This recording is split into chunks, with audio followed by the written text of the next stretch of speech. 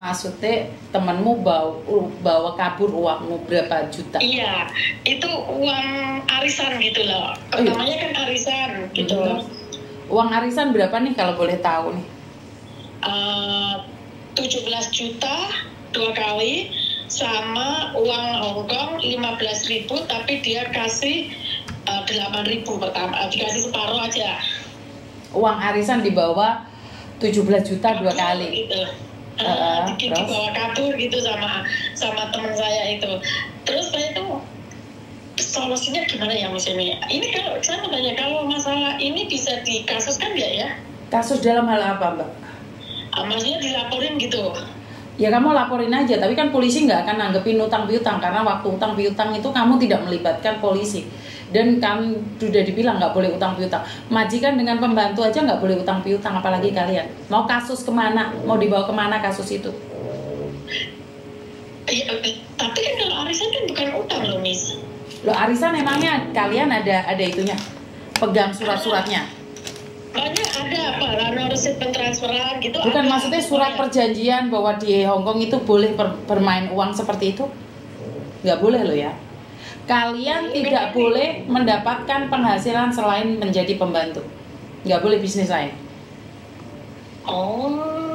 Soalnya ini kan udah lama nih, saya udah lama itu tahun 2000 berapa, tahun 2018 kalau nggak salah. Sebelumnya ini kasusnya udah lama sih, tapi karena saya dulu juga masih di Hongkong gitu, terus dia tuh juga di Hongkong. Saya pikir kan, karena kita masih kerja mungkin dia masih bisa saya cari gitu. Nggak taunya sampai sekarang dia ngilang seperti hantu. Ya seperti itulah Mbak. Kalau masalah uang kan saya selalu ingatkan jangan pernah berbicara tentang uang kalau sama temen itu. Terus saya itu kan, dia tetangga saya juga ya Miss, nggak jauh sih. Terus saya datengin ke rumah orang tuanya, ke rumah saudara-saudaranya. Itu semuanya saudara-saudaranya itu nutupin, nggak mau ngasih tahu bahwa kan anaknya kemarin habis diterminate karena dia ketahuan utang bank, terus pegawai banknya itu datang ke rumah majikannya gitu. Terus dia langsung diterminate. Itu waktu itu saya masih di Hongkong itu Miss. Sekarang kan saya udah nggak di Hongkong, saya udah pulang Indo. Itu saya masih di Hongkong, tapi saya nggak tahu masalah itu. Saya taunya masalah itu kebukanya masalah sama dia itu waktu dia di interminate itu saya taunya. Karena dia tuh pertama itu 17, dia kan 3 kali arisannya. 17 pertama dia tuh kasih semua, terus yang kedua kali itu dikasih separuh, terus yang ketiga kalinya sama sekali nggak dikasih. Malah katanya ATM-nya dia yang di Hongkong itu BNI rusak lah, inilah itulah. Saya cuma ya nggak apa-apa diselesaikan dulu, tapi sampai sekarang 7 tahun dia hilang seperti genderuwo. Nah ini apalagi 7 tahun sama. Bagaimana bisa mendeteksinya? Datengin orang tuanya juga bilangnya nggak tahu. Saya tahu orang tuanya itu berbohong, menutupin anaknya itu saya tahu. Tapi karena saya kasihan dia sudah tua ya saya nggak apa-apa lah, itu bukan kan orang tua kan nggak ikut campur Mbak. Kan iya, orang tua kan tidak tahu. Iya, karena makanya saya terus diam aja. Oh ya udah nggak apa-apa, ini orang tua nggak tahu apa-apa, ini masalahnya saya sama anaknya gitu. Betul. Tapi setidaknya kan orang tuanya ngasih tahu gitu loh Miss. Oh iya, ini anaknya lagi kerja ya, kamu sabar dulu gimana gitu loh Miss. Kan kita juga gamblang gitu loh Miss, nggak malah dia ngilang, orang tuanya semuanya saudara-saudaranya itu nutupin.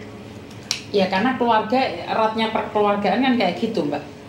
Apa sih arti sebuah keluarga saat ada masalah ya bersembunyi bareng? Iya, benar ya. Padahal ya kemarin waktu dia pulang di interminate aja, dia nyuruh orang tuanya yang di Indonesia itu ngirimin buat dia untuk nebus paspornya dia, karena paspornya dia kan digadein di pengadilan itu. Suruh orang tuanya itu kirim ke dia itu untuk menebus paspornya, karena majikannya sudah angkat tangan, nggak mau nolong. Iya Mbak, masalah utang piutang memang ya kayak gitu beratnya. Kenapa kamu percaya sama dia?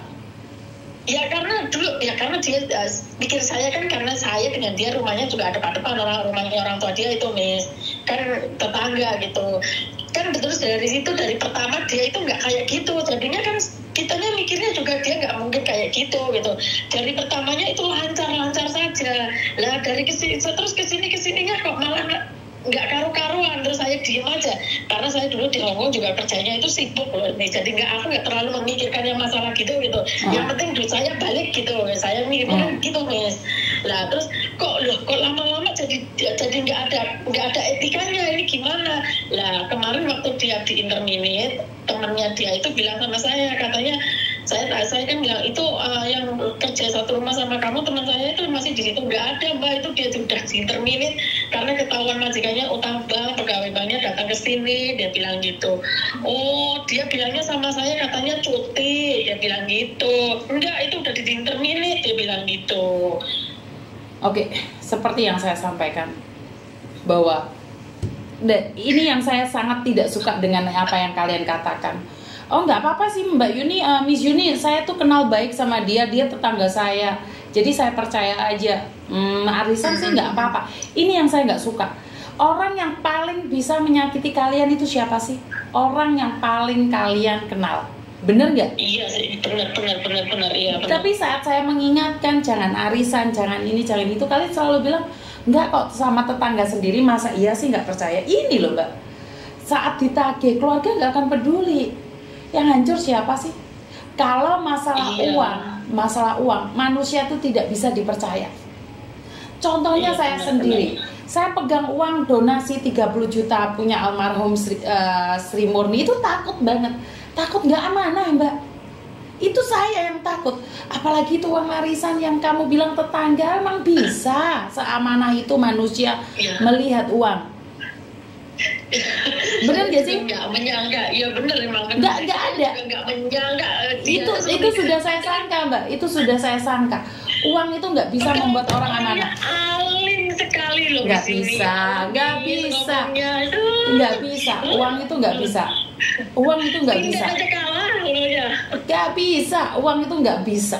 Saya tidak setuju dengan kalian mengatakan uang itu dia itu baik. Tidak bisa. Karena uang bisa merubah segalanya. Iya, uang itu bisa merubah segalanya. Bener nggak? Bener, iya memang bener sih. Sekarang saya di Indo juga lagi ngerasain sih Miss kayak gitu.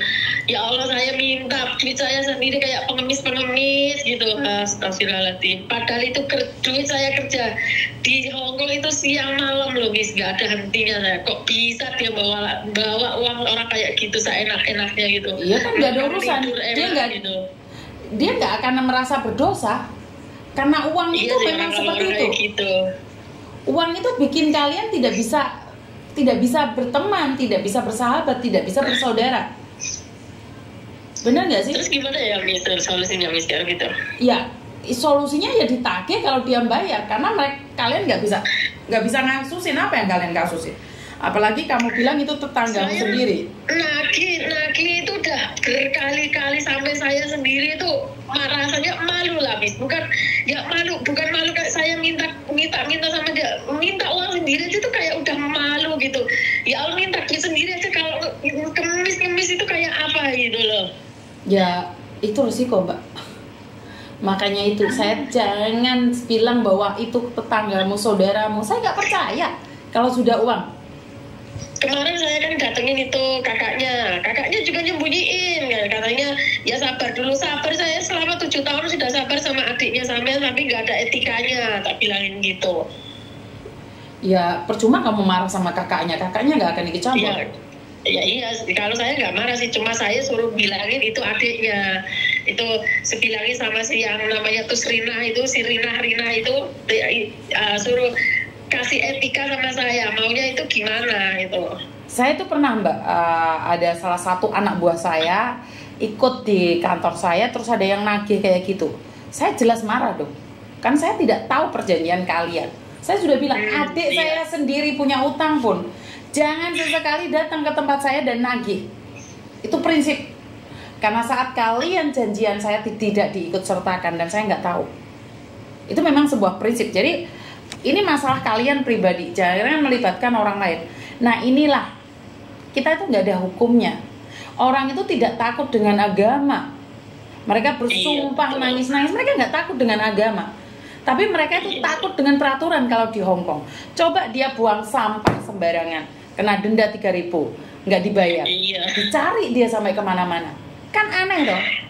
Seharusnya kita iya, itu lebih benar. takut sama Tuhan. Mereka bersumpah bahwa bapaknya sakit, ibunya sakit, dia pinjam uang, nangis-nangis, padahal bapak ibunya masih sehat, Mbak. Ya sama itu Mbak, itu jenis, itu anaknya, padahal bapaknya masih sehat, masih hidup loh. Dibilangin sama majikannya bapaknya sudah meninggal loh. Karena Iya. cuma gara-gara apa? Gara-gara duit biar majikannya itu ngasih sumbangan sama dia. Astagfirullahaladzim, aku sampai ngeluh dada loh Mbak. Astagfirullah. Dan nggak aneh, Heran aku. nggak aneh. Saya bilang nggak aneh. Kalau masalah duit ya jangan bawa-bawa orang tua atau Kenapa? anak gitu. Kenapa? Mereka sudah buntu otaknya, Mbak. Otak mereka sudah gila.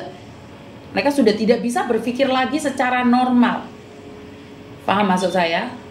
Paham, iya ya. Jadi kalau sudah masalah uang, saya sudah bilang. Apa? Masalah uang tidak ada saudaranya.